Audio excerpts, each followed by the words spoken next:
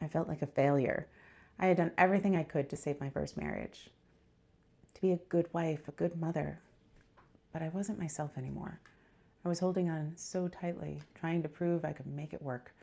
But in the process, I was losing me. Have you ever felt that way? Hi, welcome back to Dream With Us.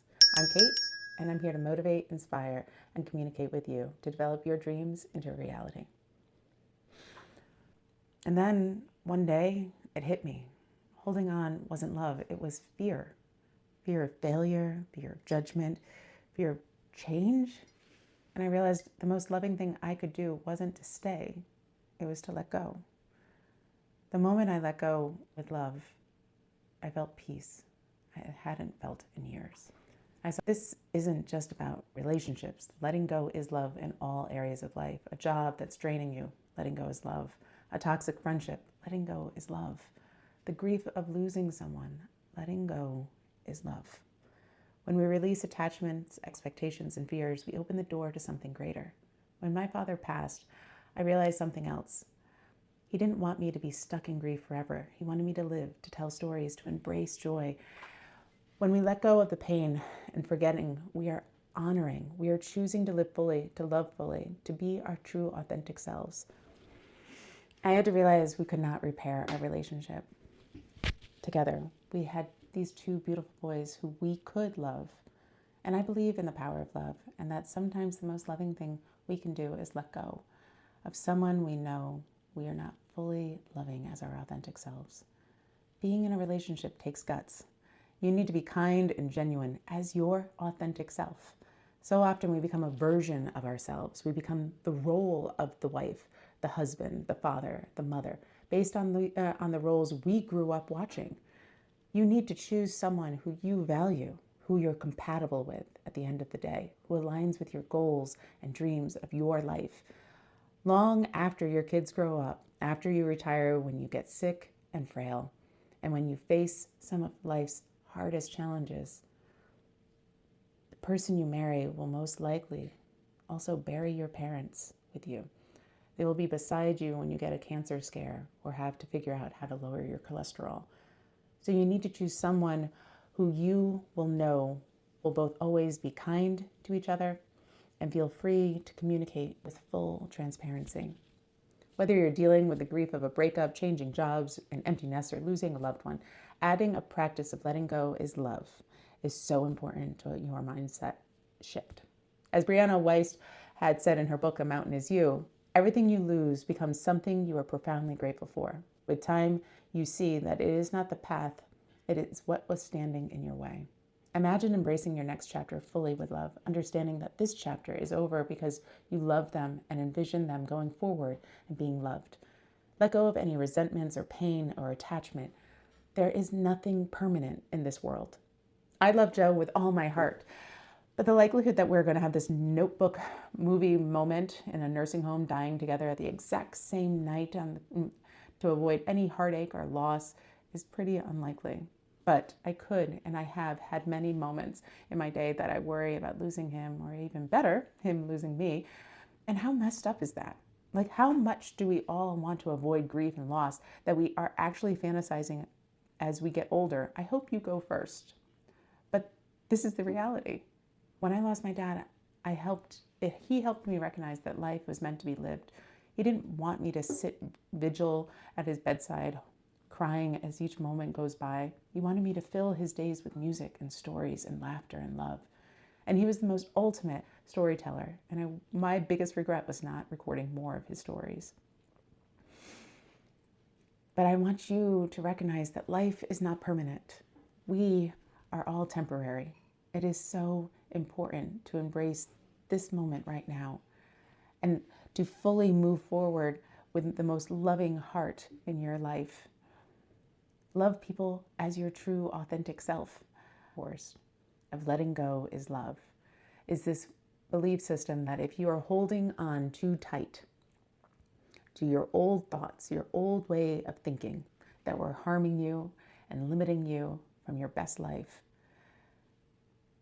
then it is time to let go. And to let go, not with resentment or anger or pain, that I should have let go earlier. I should have left earlier. I should have started this YouTube channel 6 months ago or a year ago, or I should have applied for a different job. All of those shouldas, all of those past beliefs have to be completely dismantled. You have to be in the present moment. You have to recognize that your path taught you something. It taught you how to grow. It led you to this moment of healing. It allowed you to take time to examine what you really want, to get dangerously close to your dreams, that they almost feel like goals, that they could be a reality in just a few years if you just take small incremental steps. You have to wake up and you have to decide.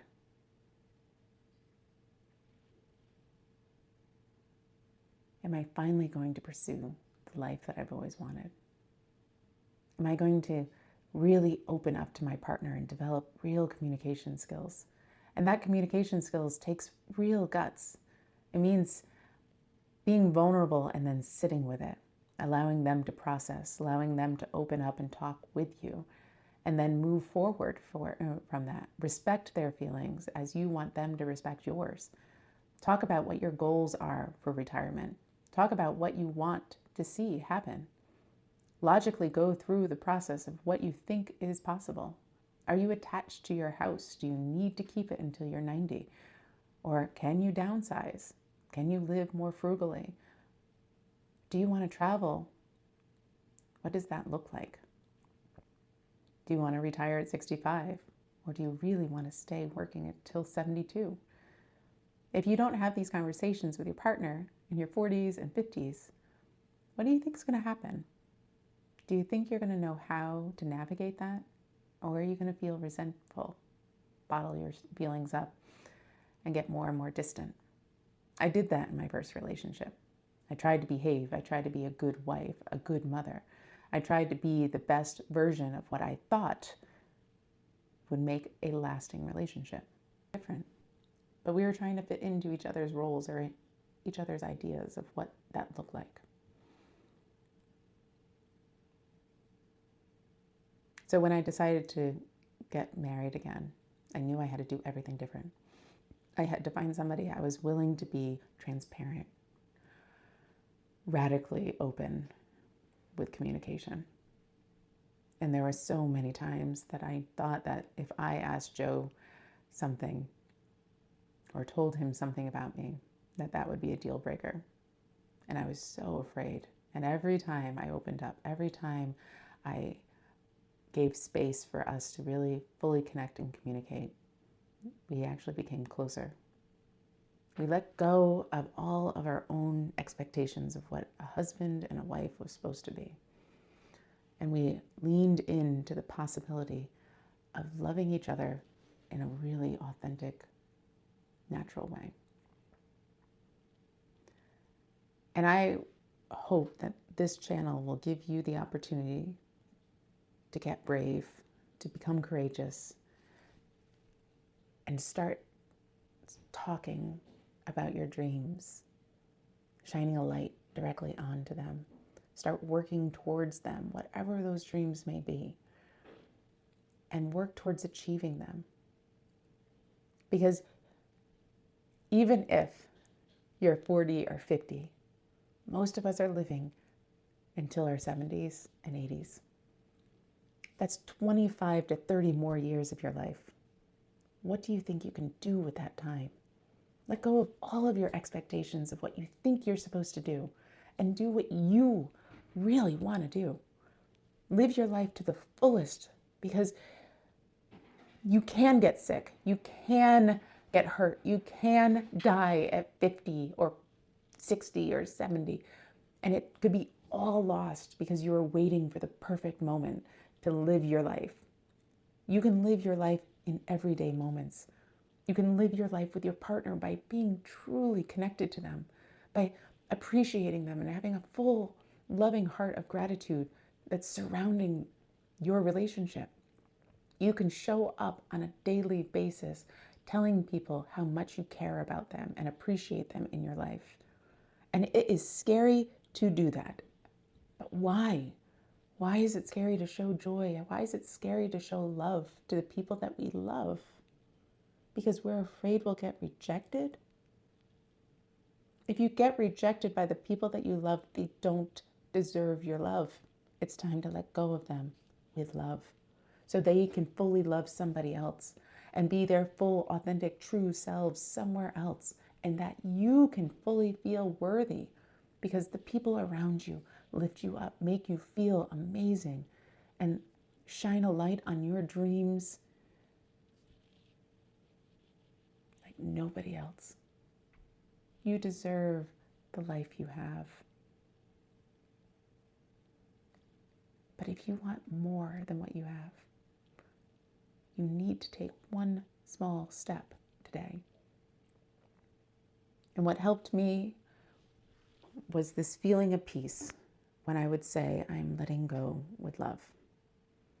I envision that I am not standing in their way anymore, that I accept that I am not the right person for them, and I am not demanding them to change or become the person that I need them to be. That there is a world of people out there that I can find and show them what a beautiful community we can build when you have the right people around you. So I hope that you learn from me to live authentically, to be brave in your communication, not resentful or angry.